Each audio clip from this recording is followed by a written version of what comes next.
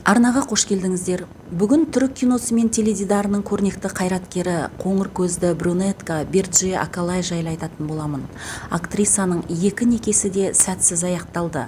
Екінші күйеуі баланы қалады, ал актриса кинодан ұзақ алыстағысы келмеді. Балалармен неке туралы ой мені әлі де қорқытады деп мойындады актриса. Ол отбасында жалғыз қыз. Ол денесіне көп татуировка жасатқан.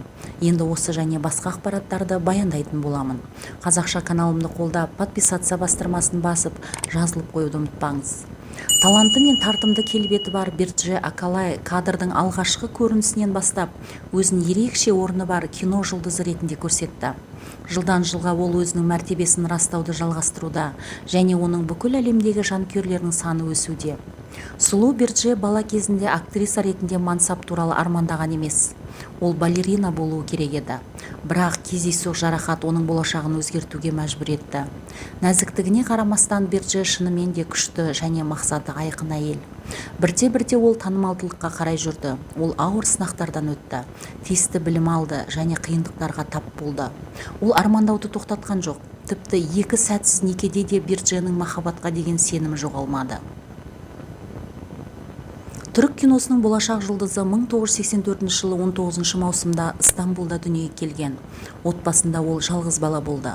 Сондықтан ата-анасы оны тәрбиелеуге көп уақыт бөлді. Акалайдың анасы үй шаруасындағы әйел болған, бірақ әрдайым шығармашылыққа ұмтылған, музыка мен сурет салумен айналысқан, саясатты жақсы білетін. Бердженің әкесі кәсіпкер болған. Ол Стамбулдағы алғашқы кондиционерлік фирмалардың біріне иелік еткен. Отбасын бай деп атауға болмайды. Актрисаның айтуынша, әкесінің фирмасы тұрақты табыс әкелмеген. Кейде ол қалта шығындары үшін ақша ала алмаған. Бірақ кішігірім қиындықтар отбасының бір-біріне деген қарым-қатынасын бұзбады. Өйткені ата-аналар қызының тәрбиесіне демократиялық көзқараспен қарады. Мен пікірі сұралған бала едім деп есіне алды актриса. 3 жасында қыз балетпен айналыса бастады. Содан бері бүкіл өмірін онымен байланыстыруды армандады. Берже өзі билейтініне және өзінің балет мектебінің оқушыларына би өнерін үйрететініне сенімді болды. Бірақ 2000 жылы қыз жарақат алды. Ол одан әрі мансапқа крест қойды. Ол өзі дайын емес, қатыгез шындыққа тап болды. 2003 жылы ол Стамбул университетіне түсіп театр сыншысы болуға шешім қабылдады. Бірақ оқу қызды тез жалықтырды. 1 жылдан кейін ол академиялық демалыс алып қайтадан жол қиылысында болды. Біраз уақыт Берже модельдеу агенттігінде қосымша жұмыс істеді. Содан кейін сұлулық байқауының жарнамасы оның көзіне түсіп, ол өз бақытын сынап көруді шешті. Нәтижесінде ол Түркия Аруы 2004 байқауында 3-ші орынға ие болды.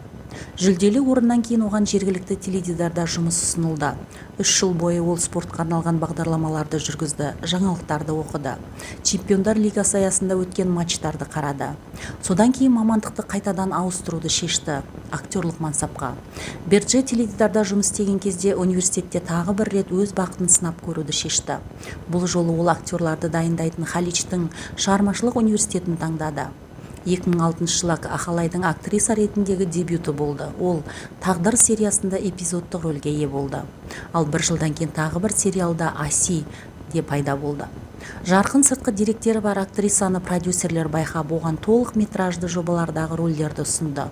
2007 жылы Берже Дабл фильмінде, ал 1 жылдан кейін қысқы ертегі және көтеріліс мелодрамасында ойнады. Акалай үшін нағыз жетістік 2010 жылы Аспан мен жер арасында Между небом и землей фильмін түсіру болды. Бұл оны бүкіл Түркияға танымал етті. Жобада Берже Хавва есімді кейіпкерді ойнады. Әпкесімен бірге ол махаббат үшбұрышына түседі. Сюжеттің шиеленіскен бұрылыстарын жүздеген мың түрік көрермендері бақылап отырды. Акалайдың ойын сыншылар да мақтап, оның экранда күшті және ынталы әйелдің бейнесін көрсете алғанын атап өтті. 1 маусымнан кейін актрисаға жұмыс туралы жаңа ұсыныстар түсті. 2013 пен 2016 жылға дейін ол "Мен оны қатты жақсы көрдім", "Кішкентай бастық", "Жынды орманшы", "Өмір кейде әдемі" сияқты фильмдер мен сериалдарда ойнады. Берже Акалай "Ақылсыз орманшы" фильмінде және 2017 жылы тағы бір маңызды жоба шықты. Ол тек Түркияда ғана емес, халықаралық деңгейде танымал болған "Қара және ақ махаббат" телехикаясында ойнады. Онымен бірге драмалық экшн фильмде Ибрагим Челикол мен Мухаммед Узунер ойнады. Сюжетте кейіпкер Акалай қарақшылар кепілге алатын дәрігер ретінде пайда болды. Сериалдағы роль үшін Бирже бірнеше түрік кино сыйлықтарымен марапатталды. Сонымен қатар сұранысқа ие жұлдыз мәртебесіне ие болды. Осыдан кейін актриса біраз уақыт экрандардан жоғалып кетті. Ол Халидж университетіне сабақ берді және музыкалық шоудың қазылар алқасында болды. 2020 жылы актриса теледидар экрандарына Вавилон жобасындағы рөлімен оралды. Сонымен қатар сыншылар мен көрермендердің оң реакциясына ие болды. Бирже Акалайдың жеке өмірі кинодағы мансабы Биржеға романтикалық таныстар әкелді. Аспан мен жер арасында жобасында ол серіктесі түрік актері Мурат Юналмышпен романтикалық қарым-қатынас орнатты.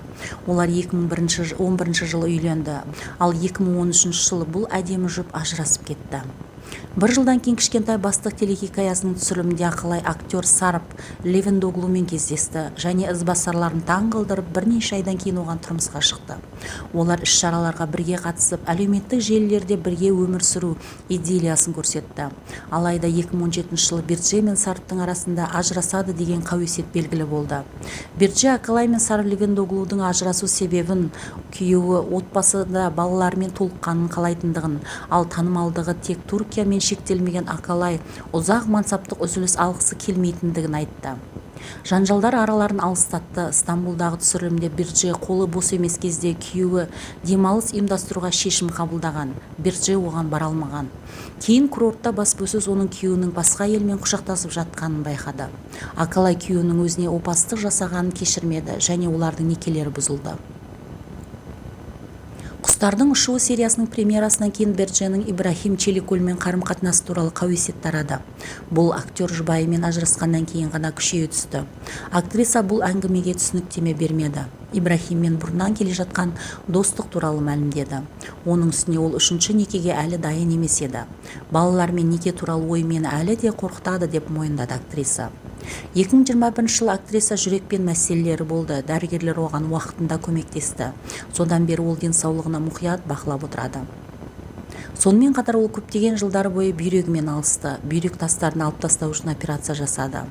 Актриса көптеген пластикалық операциялармен айналысады. Өткен суреттерді салыстыра отырып жанкүйерлер Акалай ринопластика жасап ерін толтырғыштарын үнемі қолданып жүр деген қорытындыға келді. Бирже бірнеше татуировка жасатқан.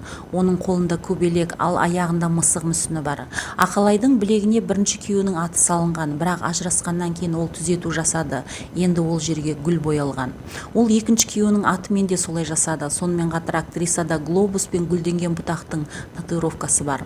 2024 жылы актриса өзінен 4 жас кіші актер Хакан Курташпен кездесіп жүргені белгілі болды. Ресми аккаунтта ол фильмдер мен сериалдары туралы хабарландырулардан басқа достарымен және отбасы мүшелерімен фотосуреттер жариялап отырады. Атақты актрисаға қатысты ойларыңыз болса, комментарийға жаза кетіңіздер. Құрметті көрермен, каналым ұнаса, алдағы уақытта да жіберіп алмау үшін подписаться бастырмасын басып, лайк басып, қазақша каналымды қолдап отырыңыздар. Алда көптеген жұлдыздардың өмір жолдары баяндалатын болады.